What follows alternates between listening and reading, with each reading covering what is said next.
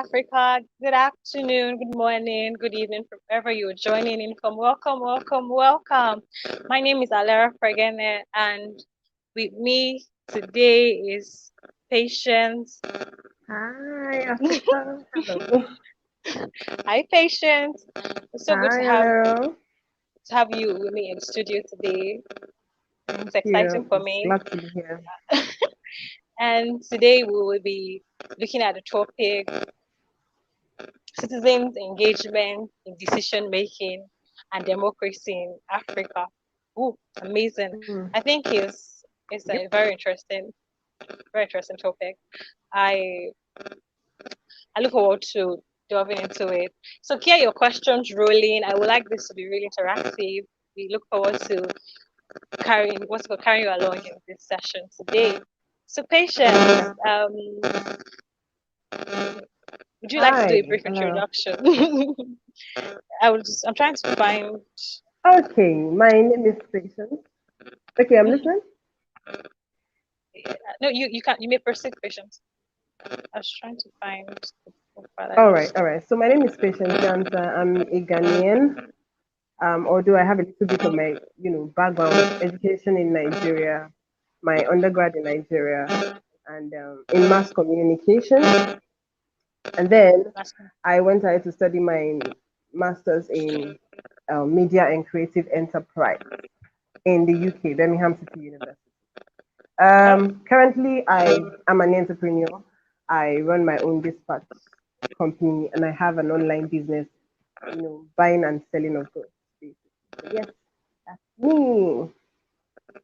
in the spirit of Africa Business Month, can you just like give us what's the name of your dispatch company, just in case our viewers in Ghana and Yeah, the it's rest of Africa?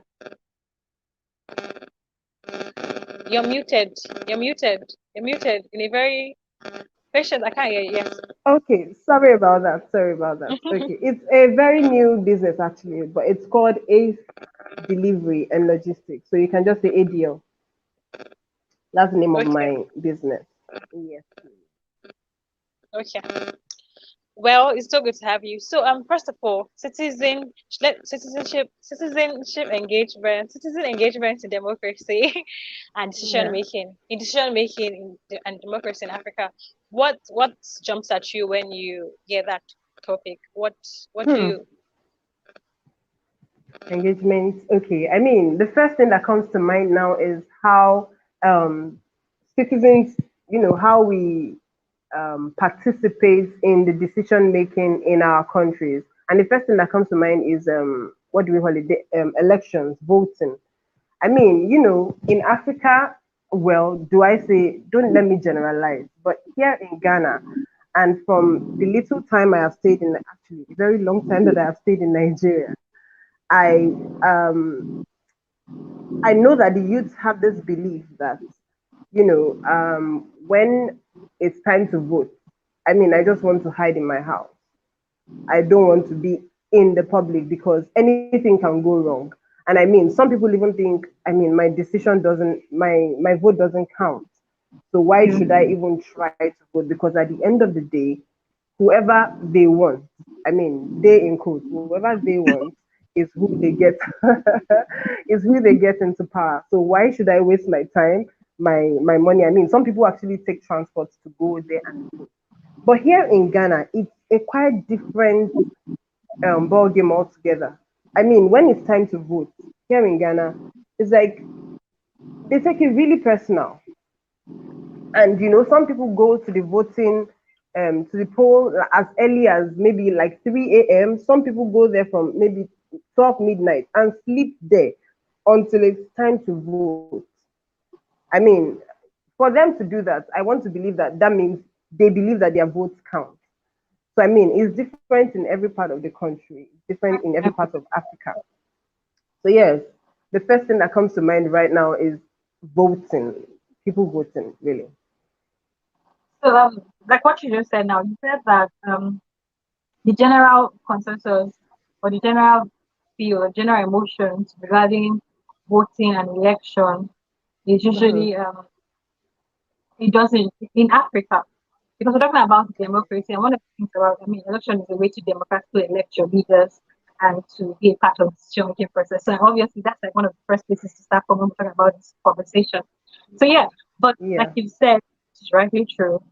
The general emotions or the general feel is that my vote should not count, or it's not necessary, or I don't Mm-hmm. have to go, I don't have to go out to the poll.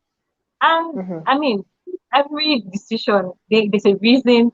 That's the general For or that. the most dominant idea or ideology in Africa. Mm-hmm. So now that that's the case, what do you think? Now that you say you stayed in Nigeria for most part of Yeah. your life, Mm-hmm. was that what you said, part of your life, for a good part of your life? For most part, And then I've been in Nigeria, yes, for about 25 plus, like 25 and above, really, years and from then you Nigeria. I was born in school Nigeria. Sorry? my sister. Oh, but it was sisters over there. You schooled in the UK, Of course. and now you're Yes, telling I me that schooled in the UK. it's a huge difference. I can barely hear you. Like it's going on and off, please. Oh God, can you hear me now? Yes, clearly now. Okay, thank God. So you said that it's a huge difference from obviously what you experienced in Nigeria when it comes to And in people Ghana. coming, people Yeah. believing that their vote counts. So first of Count. all, what do you think has caused that disparity? Is it the fact that they believe? You said you believe that their vote counts. They believe that their vote counts. So I mean, and obviously you stayed in the UK. How can we get people to that point where we, especially Nigeria and other parts of Africa culture, how do you think that we can get people to that point where they are more engaged? Because the first civic responsibility is voting, is casting a ballot. Voting. And Yeah. by do that, it already kind of, the emotion is kind of the same thing when you tell them to do other things like constitution review, speak to your stakeholders, message your senators. All those other things are also part of decision making, because I was going to go Mm. into that. So how do you think that we can achieve what has been achieved in some of these countries you mentioned, in these other African countries, that I'm talking about citizenship level. It doesn't have to be what the government can do. What do you think we can do? How can we get there? How is it? What do you think we can do? Our vote, does the I people mean, think? for citizens, there's little or nothing that we can do but to keep voting, really. Um, I would suggest that, for instance, I think one of the reasons why people would not go out in Nigeria is probably because, let me use myself as an example. I have lived over 25 years in Nigeria and I have never voted. Not because I don't want to, but while I was there, my parents will always, can you hear me? Yes, I can. I'm just interested. Okay. Okay, okay. So my parents will always say, it's voting time, so you better stay indoors because that's when you start hearing that at so polling station, maybe there was some hijacking of the already counted the votes, people that have voted, or maybe some people came with guns and one sort of violence or another. So that had been my mindset ever since I was growing up. And then I just believe that probably maybe that's how it is in every other African country. So it was something that it's a mindset that has been that I have come to learn to grow with, and my that mindset was brought into Ghana, and then I suddenly sit back at home. But then I realized that in Ghana it's quite different from Nigeria. Well, I see it on the radio. I don't actually go outside to say I'm going to vote. I see it, see it on the TV, not the radio. Sorry. How people have been queuing just because they want to vote. How people have been sleeping at the polling booth. I'm like, wow, okay, these are patriotic citizens, and I think that's how it should be everywhere. You should have that they call it peace of mind, knowing that if I go out, I'll come back in one piece. Do you get? And I'm not just I'm going to vote. I'm going to exercise my right, and I know that this vote will count. It would um, it would have helped me in making decisions with the government or for the government, anyhow you see. But I mean, what exactly can we do? I think we can just um, you said something to me, I mean, offline. You said your life first before any other thing. So, I mean, if you are going to vote, if it's voting time, election period, I think you should just weigh your options and see where you think that, is less prone to violence, and then go there. There are ways you can just, for instance, I really don't know this places in what's the name, Nigeria, or should I use Ajegunle for instance, Oh, or no, that that place is those really red the spots. zone. I'm sorry to say, but I mean you get what I mean.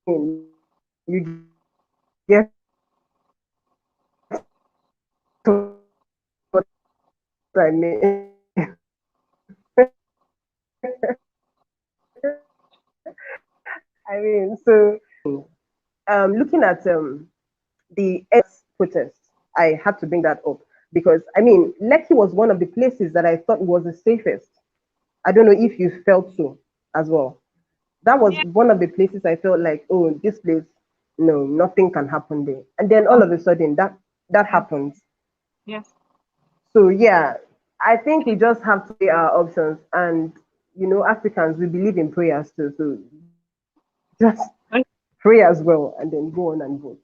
But I mean, we have to keep voting. If you, I mean, that's. I totally agree with you on what you said about safety first, because one Mm-hmm. of the reasons I feel like one way we can engage in this conversation is first outline the reasons why people do not engage in decision Yeah. making process. Voting, we said with voting. So safety, um, no, there's been no evidence that their vote counts. There's corruption, there's Yeah. ballot snatching, there's all of that Ireland.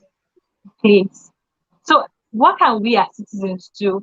I feel like everybody that knows me, because I'm a business lawyer and transactional, I've Okay. always said the private enterprise in Africa are the Mm-hmm. are the game changers. They're the ones that bear the solution. I feel like this is something that we could do. We could come up with um an organization can say that they would provide security Mm-hmm. during period. I feel like whenever there's a problem, we just need to we just need to nip those problems in the bud instead of saying we're restricted because of those problems. First of all, we have to Mm-hmm. take part of decision making process. It's a do or die affair. We have to. We're not going to stop doing that. And if there are problems or challenges that are stopping us, I feel like the response should be what are the challenges? How can we nip it in the bud? I feel like this is one of the times when private enterprises, social organizations can say, what can we do? This is the problem, and we are sold to solving it. We are going to try ourselves solving it. I mean, we could have organizations come up with security during the elections. We could have people come up with smart solutions. And because it is your business, you would protect it. You go all out in ensuring that your business or your dream child gets its result, or what's called solves the problem that it is meant to solve. As we I just said that to what you said. I mean, obviously life first, but then all those problems we cannot leave them and say these are the problems. These have been the problems for forever. We have to change them. I feel like what you said about the mindset, we first have to have the mindset that we're going to. It's not optional. Yeah. So what can we do about it? How can we that have said how have we realized that people do not engage in exchange, people do not engage in because how can we make it better? How can we get people more excited about the decision making process, elections, voting, all of this? So next question I'm going to ask you, especially follow, is You are what other still you're going on and off. Hello. I'm so sorry. Okay, that's fine. So I was going to ask you, I mean, you said that you haven't voted in Nigeria, but I'm sure that you've done other things. You've acted because I know that there are other methods, there are other ways. And There if are we other what? there are other ways to be part of the decision making process. Yes, yes, I believe so. I believe so too. I believe that if we do try those other methods and we get results from them, it could spark a chain reaction. We can be like, okay, I joined this conversation on Hashtag or something. the hashtag, yes, Mm. and it most for that. It brought this result, and because of that, I know that okay, if I put my voice in something else, or maybe vote for change, because so I feel like what other ways do you think people could citizens or the I would people also say that be the part what do I call it now? The like the hashtag I just mentioned. of social media? Again, social media. Basically, so we can say we call it Facebook. I think there is more noise on Twitter. I mean, I know Nigerians are big on Twitter, and yeah, there are the hash. Then there is this um there's this thing I think a petition that I signed some time ago. I think someone just sent a link to me. I think then it was the Black Lives Matter in the US. Yes. So I mean that can also be a way to make our opinions known to the government, to the people in power. So I mean that I think that is also like a social medium kind of thing. So yes, Yeah, social media is really great. It's big on is a big way to actually reflect our opinions to the government. So yeah, hashtag you join the hashtags. I mean, you don't just join hashtag movements for joining sake. I mean, you have to know exactly. Some people send links to me, and I know that some are just you have to actually read it. Some people just open the link and then okay, you want me to vote? Fine, I'm voting, and then you just stamp on it and then you move on. Just because I mean, this is a friend asking me, but I mean, we have to know what it is about. For instance, I probably wouldn't have voted. I don't just vote for anything, any link. I don't click on any link sent to me, but that was sent to me, and then I have to open, and then I saw that this is about Black lives in the US and how police brutality and all of that. So I had to. I think that was the time. There was this guy that they killed at the time. I've forgotten his name now. I mean, but that was what um what brought about that petition. So yes, I think that is a way that we can actually um, get our opinions to the government. yeah, I totally agree with you. Social media has proven to be one of the quickest, one of the Effective. most effective ways to Hmm. be part of the decision making process. It's as simple as joining an hashtag, it's as simple as trending an hashtag, it's as simple as signing a That's it. petition. It's as simple as That's educating it. yourself on social media. I remember that it was during that what's it called? The protest we had in Nigeria, the NSAS protest, Yeah, the answers. and then obviously the protest in Uganda at the same time that I began to learn Okay. about the things that were happening in this country. It was time I began to be more active in social media. I began to read up. I began to believe in the About power of it. signing petitions. And now it's a chain reaction because from that place to seeing that those little things you results, then Yes, they obviously when do. those people, those friends, those influencers I follow just to learn more from them. When I see them say things like go and vote, go and get your voter's card, something stares up on my inside. I mean, yes, Yeah. because now I now feel like we're together and I don't feel alone anymore. Yes. We spark something and all of a sudden they say it's a ripple effect, it's something built. Nobody feels alone again. And that's one thing about decision making. The group is only strong when it comes together as a bundle. If you're trying to spark change somewhere, try to um, get involved in decision making as a singular unit, and you just say you want to call your. There's something we do. Um, we do in Nigeria sometimes. There's some organizations, the new voices, some new organizations coming up that educate us about decision making process and join, Okay. holding your leaders accountable. And what they do sometimes is that they would share the contact details of our senators and our stakeholders Oh, and interesting. That's good. emails. So yes, they would say send emails to them, would send their contacts and phone numbers. And obviously, imagine it was just one person that was sending an email to their The senator stakeholders. or something. So do they So actually pick up the calls when people call? they pick up the calls, they respond to That's emails, interesting.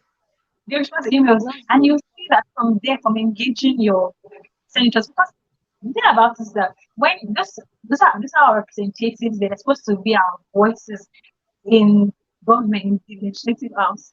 But if we don't engage them, we don't tell them this is what we want you to go and say there, and we Mm. don't even think what's happening there. They won't. But imagine if every single person from their constituency or a very good Oh, number of people bombard them. They have to go and say it. They have to go and say, okay. I know.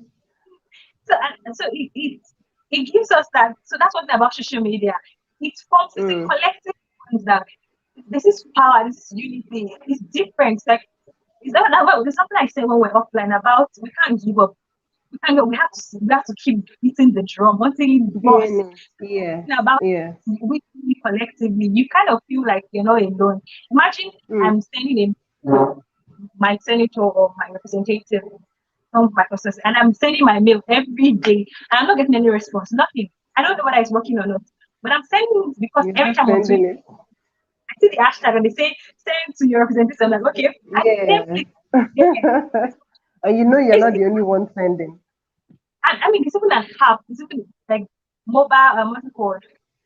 Web apps that they've made it so simple. By the time you click the link, you are there. The automatic messages, they just click send, just enter Mm.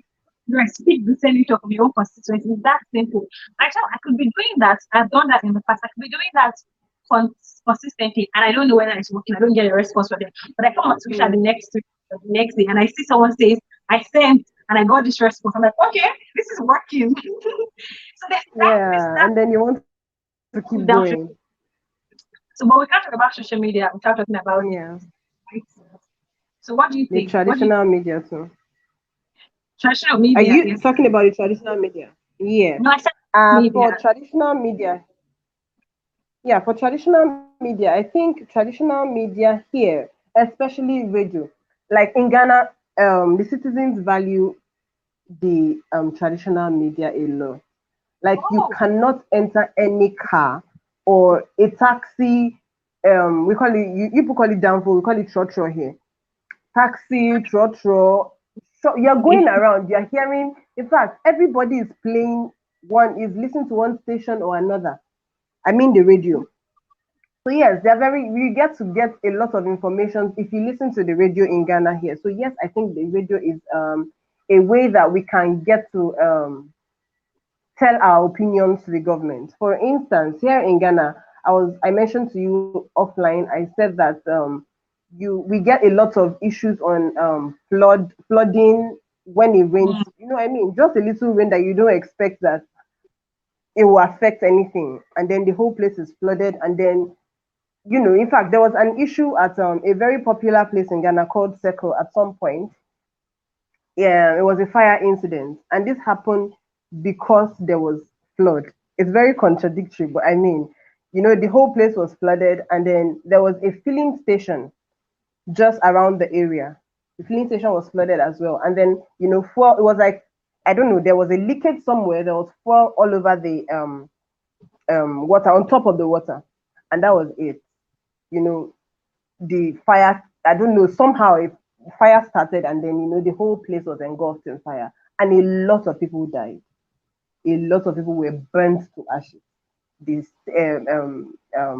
power station collapsed, and that was a very, very how do I call it?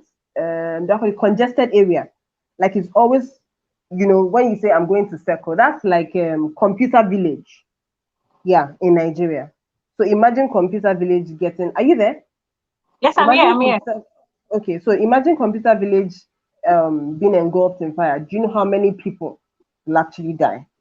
So yes, when it comes to radio in Ghana, you hear when this flood happens, you hear a lot about it. I mean, I don't listen to radio often, but I said you're in Trotro, you're listening to radio. You are you're in a taxi, you can hear the radio, everywhere you go. So there's no way you want to even avoid the thing. So you hear it all the time. You hear people talking about, oh, the flood at Kaswa, Circle is flooded, and this what exactly is causing this flood? Drainage problems and all the like, choked drainages and all that. And then they keep talking about how the government should help, how the government is not helping, and back and forth, back and forth. This happens every year, and we still don't see any change. But I mean, they don't stop talking. They keep talking. So I feel like maybe they might not there might not be an instant definitely reaction to that.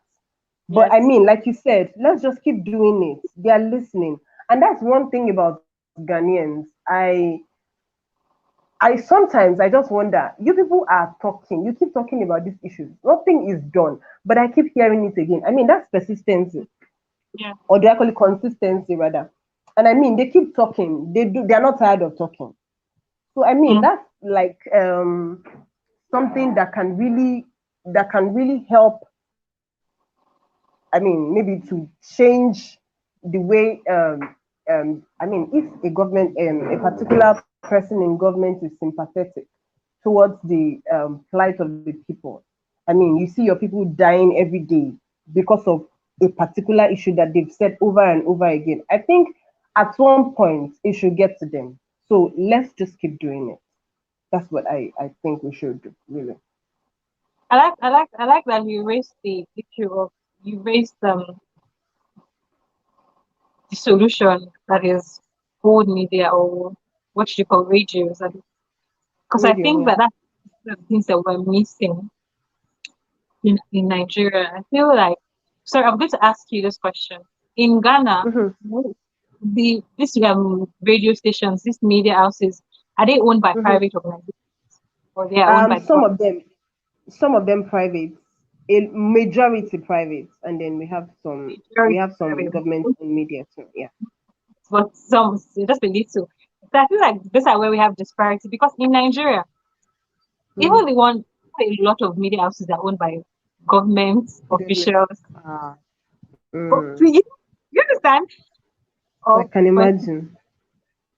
the major media houses in Nigeria, you get the affiliations or they're tied to Mm. some key persons in the government. So Mm. you can see the disparity now. So that's why I keep saying everybody that knows me know about plug this issue. That the private enterprise, the private organizations, they are the solution. Because I mean, imagine if media now in Nigeria or in other countries where they say that disparity exists, it is independent. Everything is. I mean, we have new station. I mean, that's why you see Arise TV now. They covered the entire. The difference was clear. It was visible. Just the news, Yes, that was. I even was the on it when it was NSAS issue. So yeah, even like I the got blog, the true picture. the what the coverage, the story is different. You will know that they've been suppressing the stories, they're suppressing the news. Yes. Yes. Arise TV came and now we're seeing it. We're seeing the stories. We're seeing everything. They are covering it. They're giving us the teas. So that's why I think that that's the disparity. Imagine what's it called in Ghana? You say everywhere if you enter the trucks, they are playing, it's on the radio, they're repeating it Yes. constantly. And first of all, the media have to Mm-hmm. care about issues. Secondly, they care about the issues they are repeating. Secondly, the people, it crosses across everybody in the buses, in the house, in the offices. That's one thing I think we don't have in Nigeria because social media is not going to get to, it's going to miss a generation. There's some people that still believed that NSAS was a farce, that believe that nothing happened at Lekki Tollgate because their own access to information. Wow. Yes, but majority of them are not our generation. They're not young people. They're not people that have access to social media. So that's why I think Social that media. Ah, I see. on radio, actually, the way we're documenting the protest from the beginning, we're carrying it along on radio everywhere, blogs, Facebook, was on Twitter. So Mm. by the time somebody told them that what happened in Lekki Tollgate was talks, politicians paid, they believed it. Can you imagine? So yeah, I I think that mean, that's one of the anyway. that obviously social media is one of the way, but the media, the old media, we cannot do without it. And for us to have a truly independent media that would represent the truth or would give us, because like what she said, what we said earlier about not quitting, the media fuels your emotion, gives you the information. Imagine if people were Mm. clueless about the damage, the what's it called, the disaster that you said happened. Imagine people were clueless and instead they came to their regions, tell them everything is happening, everything is perfect. But repetition, so that's one thing I Yeah, think, on the radio. Yeah, right? repetition. And we're the ones, so there's nothing we are saying here today that lies on the government to do that. We're the ones that should be better as private individuals. We're the ones that should keep talking to this about this. We're the ones that should go into those parts, those industries that are really untapped. I mean, now Mm. most new media houses are coming up, but they are still limited. Their audience are still the youth, the young. So some people should bring up new media, what's it called, houses, and the target audience should be the older generation because the older generations are the ones that will tell their children, sit down inside, don't go and vote, Yeah, don't go and like my protest. parents. So Oh my goodness. I was going to ask you if you had like a personal experience. Okay, let me quickly read comments so Okay. that we had comments. Mokrin Mitsini Mashaba, I'm so sorry, says Igwele to Africa. Oh, thank you. Nailing Ong says hi. Hi to you, Nay. Um, remember what we were saying about hashtag? Somebody was trending an hashtag here. Yeah. Beret say Mehari, I'm so sorry for these pronunciations. I hope I'm not spoiling your name. Says hashtag see grey will prevail. I mean that's some hashtag. I don't know what the trend means, but yeah, Yes, I know, right? hashtag and obviously Lazi Marumo political guru. Oh, we should have you. We should have you on board political guru to come and give us your take. Things Yes. I'm sure was enjoying the conversation that we're having. Mhm. Someone says, I am from Liberia. Samuel Okiwood says, I am from Liberia. I'm from Liberia and I have some children who don't have parents and I'm trying to help them, but I need some help. Everybody that you're watching, please do reach out to Samuel if you know how you could be of assistance to Yeah. him. And obviously, we have some of our sponsors. They've probably seen your comments. They would reach out to you if they have any way to provide assistance. So to continue this conversation, remember that the entire point of this conversation is about citizen participation in Africa, and Mm-hmm. citizen That's participation.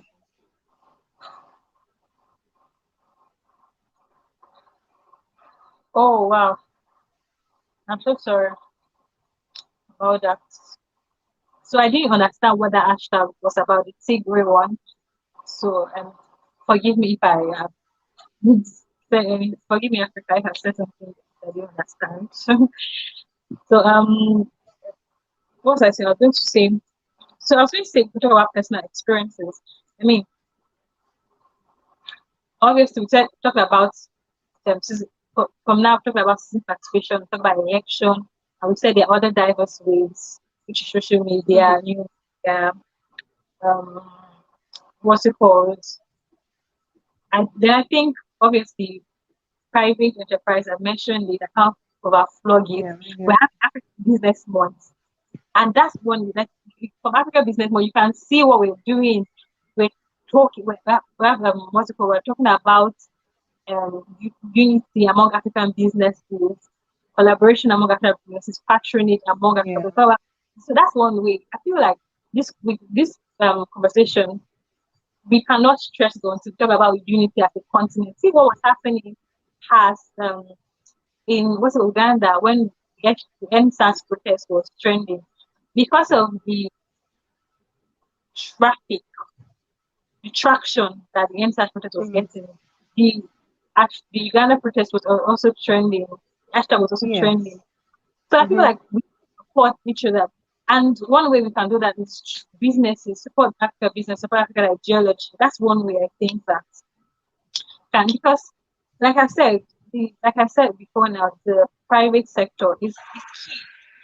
Imagine you're solving your problem, you're solving the problem, say security, and you know that could be used when it comes to Alero, there's something going wrong with your microphone. I can barely hear you. patients. Can you hear me now? Yes, I can hear you. So yeah, I was saying unity among Africa, among the continent generally, among African businesses. If you see an ideology similar to yours, you can promote it, you can collaborate, you can ask for collaboration. I mean, our strength is in our numbers. We can ask our other brothers for help. You can reach out to other organizations for help.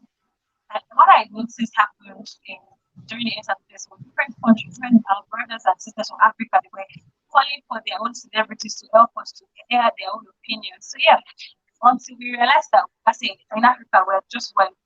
It's not it's a continent of Africa, but we're one. And the advancement of Africa is what's more important, it's paramount. It's not every country should face their vision. Like what we're saying in the African business about how because of racism and what's it called? Your microphone. Colonialism is that now we have a more individualistic outlook. I mean, African business, well, you guys should make sure you tune in back up. So, because of some of the things that are an individualistic approach instead of a collective approach. And I think that, yes, that's one way we could ensure that our voices in decision making, in democracy is loud and we keep platforms like this. We reach out, we collaborate across borders, across Africa, across nations, and yeah. So okay. So I wanted to ask you. I wanted to pose a question to you in the spirit of the African business thing that you mentioned. Yes. You see how you mentioned we should be united and the likes. Africa, like United Africa and the likes. So what do you think about you see how maybe you want to start a business as a Nigerian or as a Ghanaian, say maybe in South Africa. I don't know how it goes, but I know that it's a bit difficult. Do you understand? Or do I call it getting a job as an African in another African country? What do you think?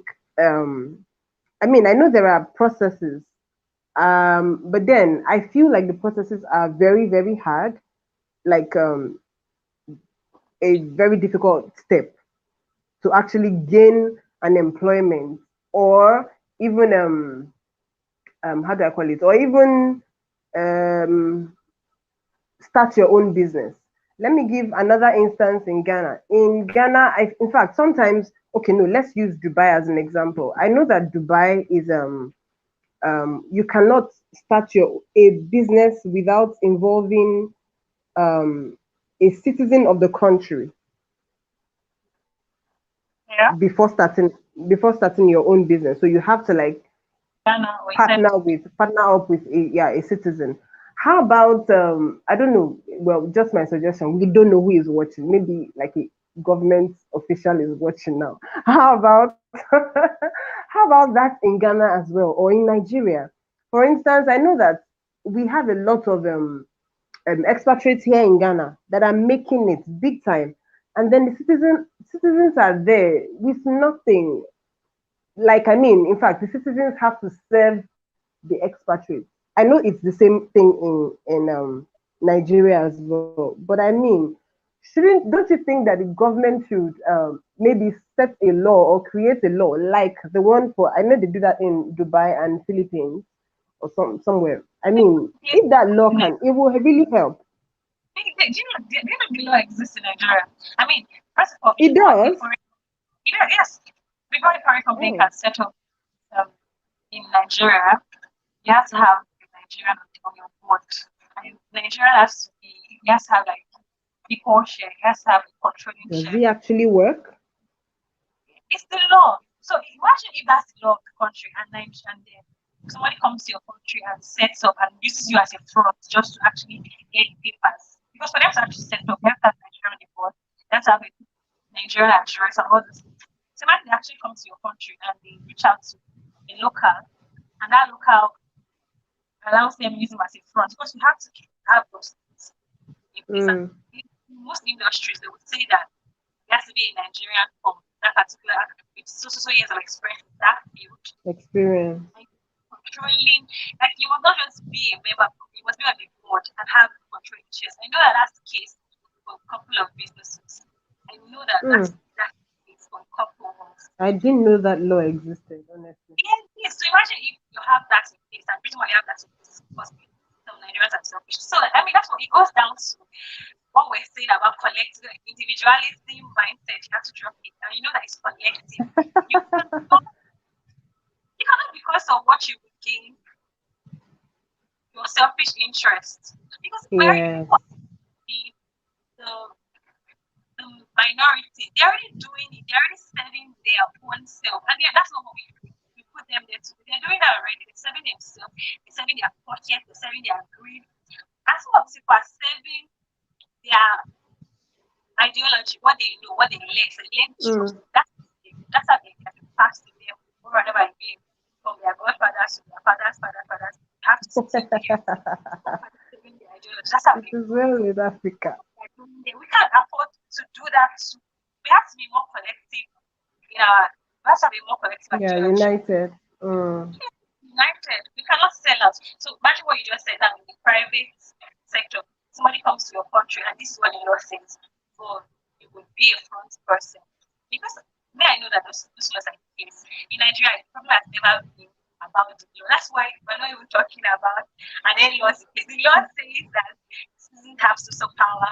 The law says that the rule of law. I mean, we know all those things. So that's what we're saying. Citizen participation and citizen engagement is your making. We didn't even start by saying rule of law, the power of citizen. Because we know that it's not about all of that. It's about you understanding that even if you say it's not working, you're not going to give up. You're not going to sell out. You're not going to it's not working for everybody, but I've been offered to something and settle me and my family. That defeats the purpose. We have to be united. We have to stay until everybody gets it. I'm not going to take a muscle. The muscle. Everybody must get it. I mean, that's the mindset. And it was so profound when our speaker said it during the African Business Month that it's one of the effects of colonialism that African businesses and Africans in general tend to have a more individualistic mindset. I mean, businesses are not even strong. Everybody is just looking at what they'll gain. It shouldn't run that way. That's not the only reason for the business should be to solve a problem. So imagine if businesses in Africa are set up that way.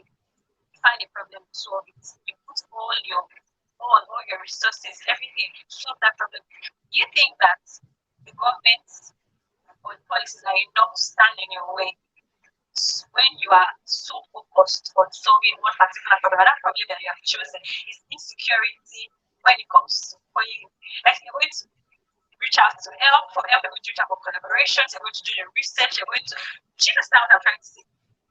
Nothing is going to stand in your way.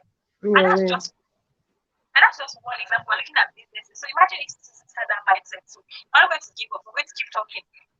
We're going to keep saying my platform I have is my tool. I'm going to keep saying it. So they say send an email to your citizens, to your representatives. I'm going to send it. They say come for a practice, I'm going to match. I'm not going to say actually everybody has that mindset. We're doing this for a collective purpose. And that's why I appreciate that we are already applying that. One of the advantages of social media was to educate ourselves. But people didn't do these things at all. They're not properly educated.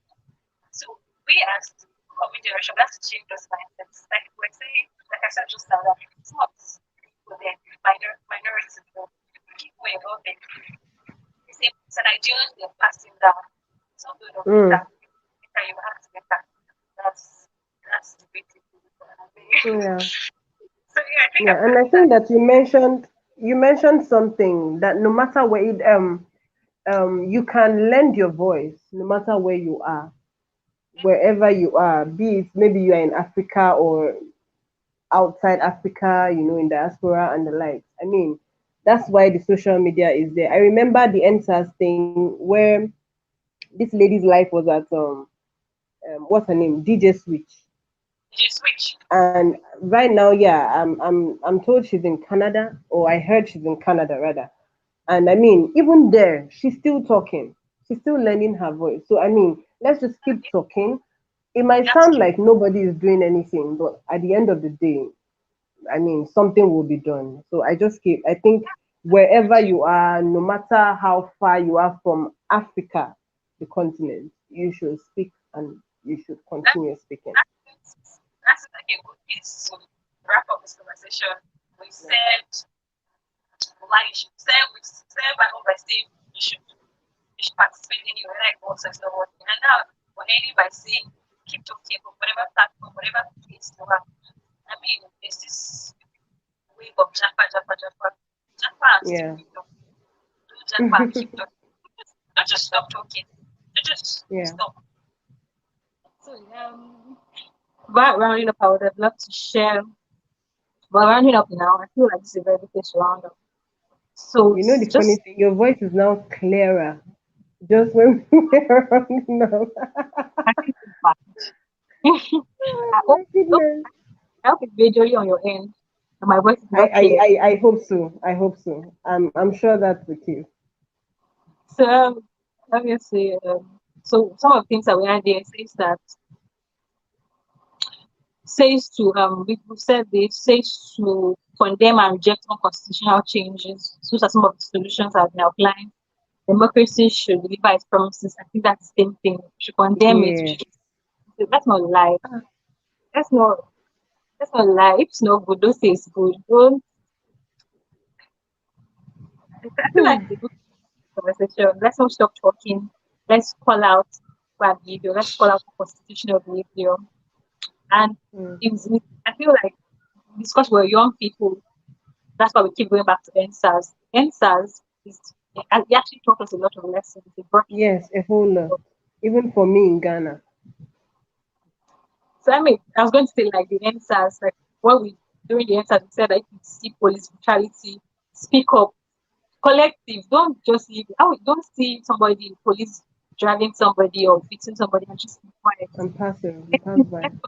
Call up that constitutionality. I mean, we all stand a chance that one person is being dragged to them.